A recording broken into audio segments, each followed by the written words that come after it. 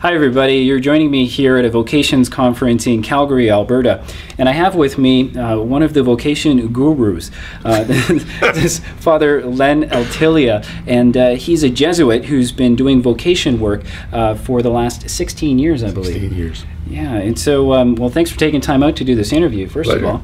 And I was just wondering, one of the first questions, I'm curious about and others ask, is that, what are the main challenges that you see young people facing today when it comes to, discovering what God's dream for them might be? I think the hardest thing is even being aware at all that God is inviting them into some form of personal relationship that might express itself in a formal way within the church. The culture doesn't support this at all. The environment in which young people live does not support religious values, a religious perspective on life, a religious attitude. The secularization in which we live has really marginalized religion as a significant part of life. And so for a young person growing up in attempting to be faithful and attempting to respond to God doesn't find any kind of significant cultural support for that. How do you see them, facing those challenges and dealing with them in constructive ways? Well, I think the most significant thing for young people is that has to be there is an active life of prayer, which is a personal encounter with God that allows them to have a developing personal relationship with God that feeds and nurtures this desire to serve.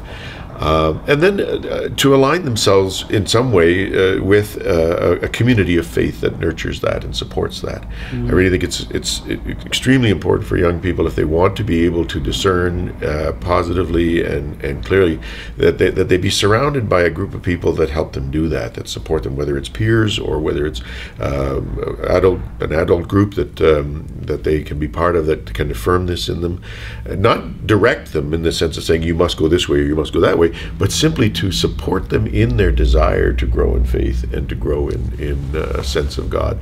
I've heard that parents in particular are very important, in the journey of someone discerning their vocation. Can you talk a little bit more about that? Well, I think parents are very important in it. I know for me, again, when I was very young discerning my vocation, the fact that my parents simply said, "This is a good thing." They didn't push me any which direction, but the fact that I apparently talked about being a priest from the time I was 5, according to my mother. But it was the support that if this is the direction that you want to go with your life, we're there with you. We support you in that, and that's very important. As I've mentioned a number of times, when I talk to young people about the possibility of vocation in the Society of Jesus, I always ask them, "Have you spoken to your parents about this?" And I am astounded by the number of young men who say to me, I couldn't possibly do that. They get very upset.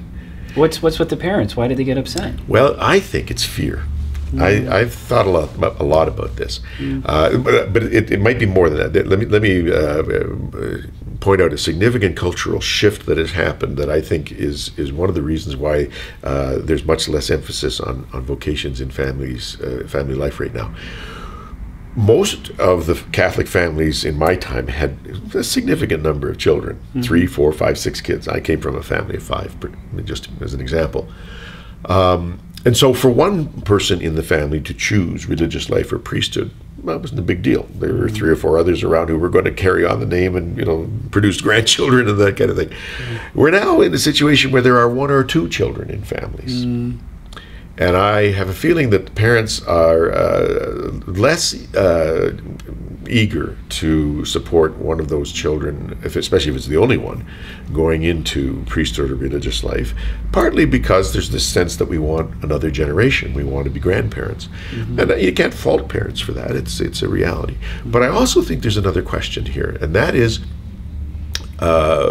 the fear that parents have that their son or their daughter choosing religious life, choosing priesthood for the boys, could end up being very lonely. They're afraid of that. They don't want their children to be lonely, and they don't want their children to go through adulthood feeling unfulfilled. And so there's this hesitation about it, and particularly given the scandals that we've experienced in the recent decades.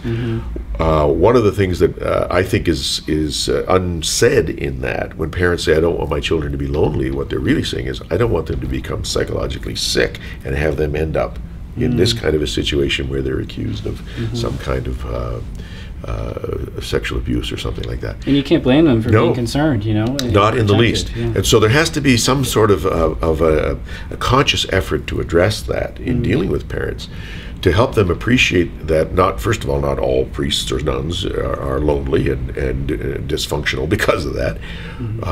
And that requires of those who are in religious life and are in priesthood to give a credible, joyful witness to the value of this life. I mean, to express in their manner, in their way of being, in their way of interacting with the world and with the people around them, a joyfulness about this life. This is a joyful life. It is. It is a life that's filled with happiness and filled with satisfaction, filled with a sense of accomplishment and grace and beauty and joy.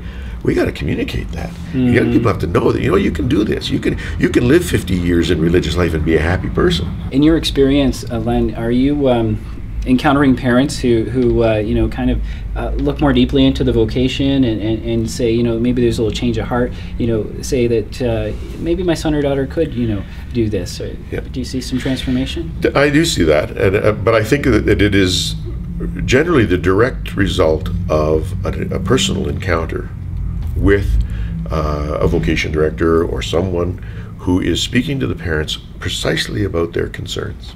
To be able to express all of those questions that they have and all of those concerns that they have, and hear, I hope, reasonable and sane and balanced responses to those questions and concerns that aren't just dismissive. They, "Oh, you don't need to be worried about that." No, this is a real concern. Here's how we deal with that.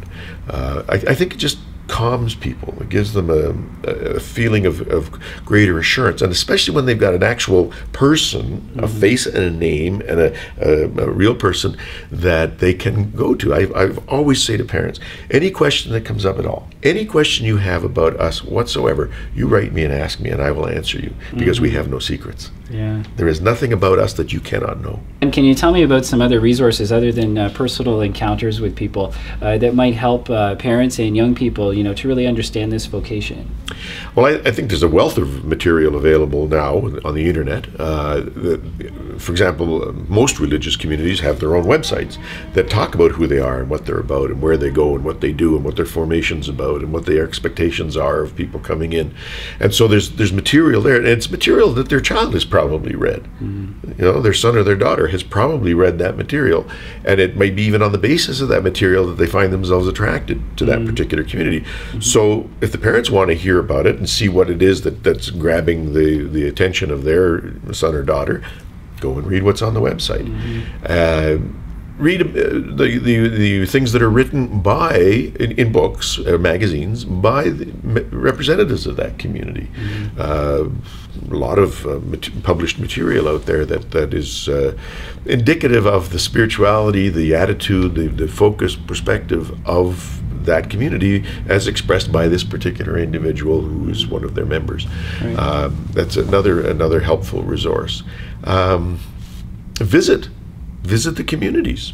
The parents are welcome to visit the communities where the members of the community that their son or daughter is considering being part of.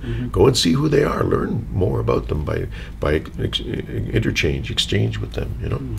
That way, you parents get a better sense of just what is this environment that my child is going to be going into, and how are they going to be affected by this. And they might even get a sense that I can see why my son fits there. Yeah. Because when I hear my son talk, it sounds like these guys. Yeah.